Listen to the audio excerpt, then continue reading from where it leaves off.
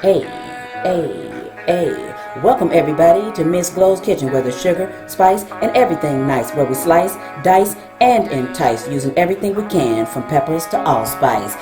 What's up, my people? Y'all know what time it is? See y'all in the kitchen. Something different today. Meatloaf sliders are on the menu today. And here's what we need to make it. Now I'm going to list everything in the description box down below, but for now I'm just going to tell you need 3 ground meats. You can use 1, 2, or 3, depends on how many you want. I like to use 3, and you can use any kind of ground meat you want. Breadcrumbs, milk, onion, green pepper, egg, bread, seasonings.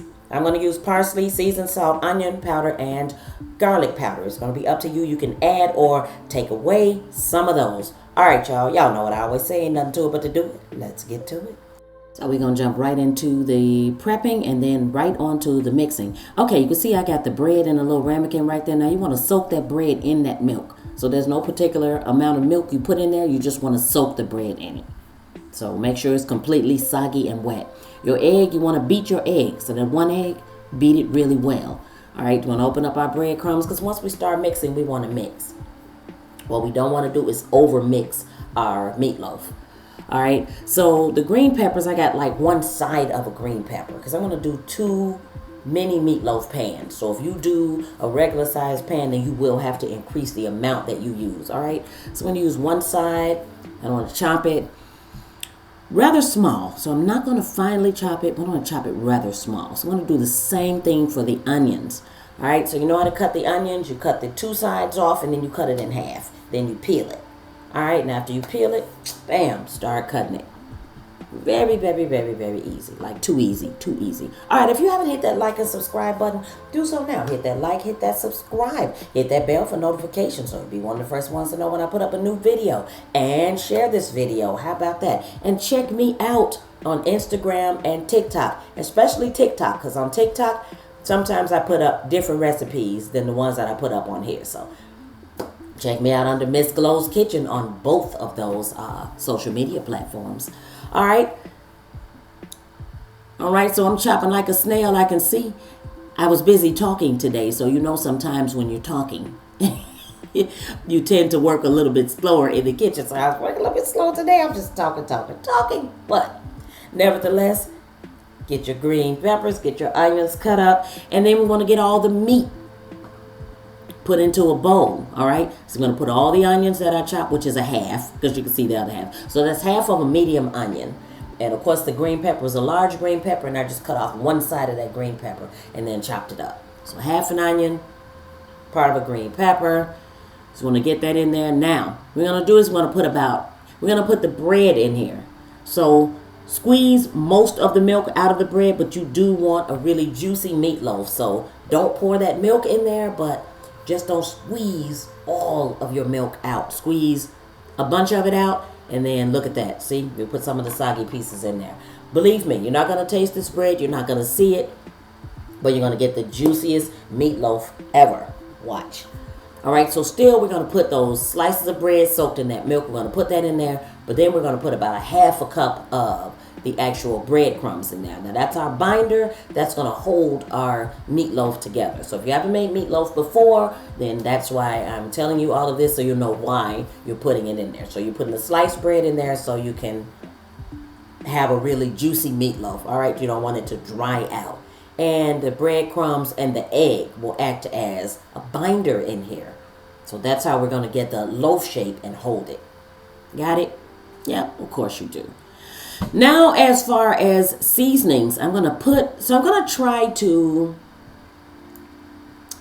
tell you how much I'm putting in here. But as far as parsley, you could really eyeball parsley, because parsley isn't in there for the flavor. It's in there to make your meatloaf look beautiful. All right. So parsley. So I'm going to put a generous amount, like 3 to 4 tablespoons of garlic. So you can see, if you look on top of that, you can see all of that. But trust me, we've got really bland, unseasoned meat here. So we've got to really season it. We're going to do the same thing with the onion powder. So the onion powder is going to be about a 1/4 cup of onion powder.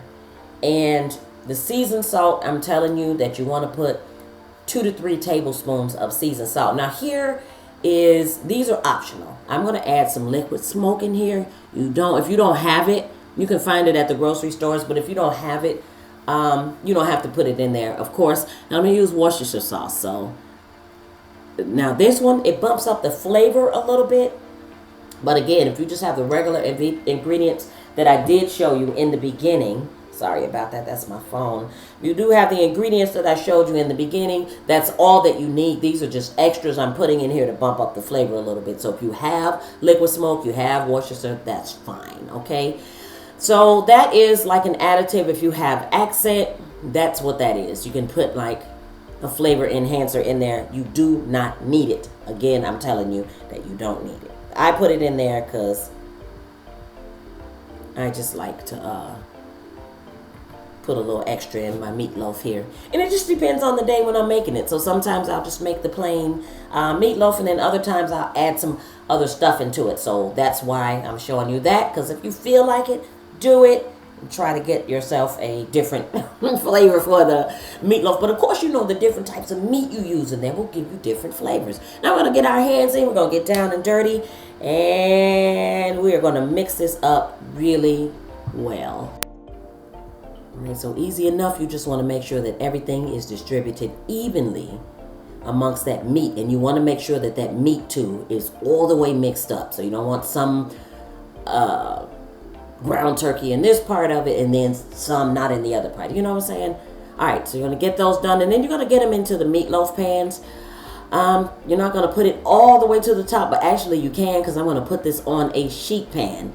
So it depends on if you have one of those pans with the inserts in it, and it separates your fat, your grease from your meat. But I don't. Right now I have these loaf pans, so I'm just going to pour mine out and then drain it when I'm done. But I don't really want to dry my meatloaf out, so I'm going to kind of like keep it down in the juice for a minute when I'm done. But you'll see. All right, so we're going to get these, and then we're going to get these into a 350-degree oven. Now, you're going to put these in for about a half an hour. If they're not done, you're going to keep it in for an extra 10 minutes after that, and you're going to keep checking it in 10-minute intervals until your meatloaf is completely done.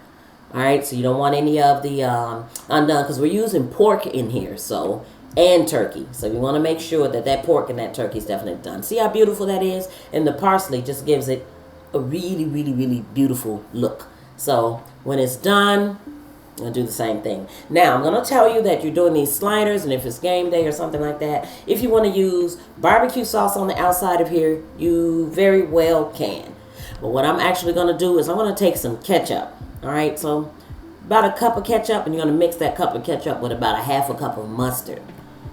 And you're going to stir that up, and that's what's going to go on the outside. Now, if you want to use just plain ketchup, you can. If you want to watch the meatloaf video on my channel, it shows you how to mix up the sauce for this. But since they're sliders, no biggie. You just want to make sure you got some flavor on here with the other things that we're going to put on here. So we're going to put this in the oven. When these are done, I'll be back. So let me say very quickly, when these are done, you're going to put some of the sauce on the top, and you're going to put it back in the oven, and you're going to let that sauce cook on the top. However, when you take these out of the pan, what you're going to do, you're going to take a pastry brush, a spoon, or something, and you're going to spoon it all around the sides of the meatloaf, just so you have the flavor all over the entire meatloaf. All right, so pretty easy. You just want to put as much flavor on here as you can. All right, so you want to get as much sauce, but of course when you're done with these sliders, you can use it on the side as a dipping sauce, or you can spoon extra sauce onto the meatloaf when you're assembling the sliders. All right, so really easy, quick snack. So if it is game day, if it is summertime, you're having a party, you can pass these around. These are absolutely great. All right, so once we're back, we're going to slice the meatloaf. We're going to put it on our slider buns here. Now check out what I'm doing. I'm putting extra sauce on here. All right, so if you want to just serve yours with just the meatloaf and the slider, it's fine. It's a mouthful. It tastes good. It's great. However, watch what I'm going to do when I come back. I'm going to actually add some other things, but for now, we're going to make this one. This is absolutely great.